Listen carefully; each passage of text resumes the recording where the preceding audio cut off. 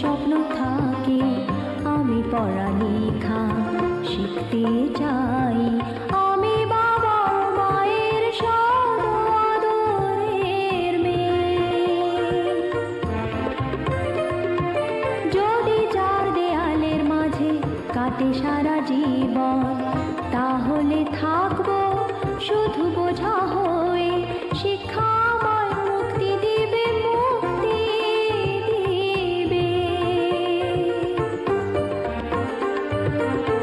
আমি তো কালকের খুশি আর আশা, আমারও তো স্বাদ আছে, আছে অভিলাষা।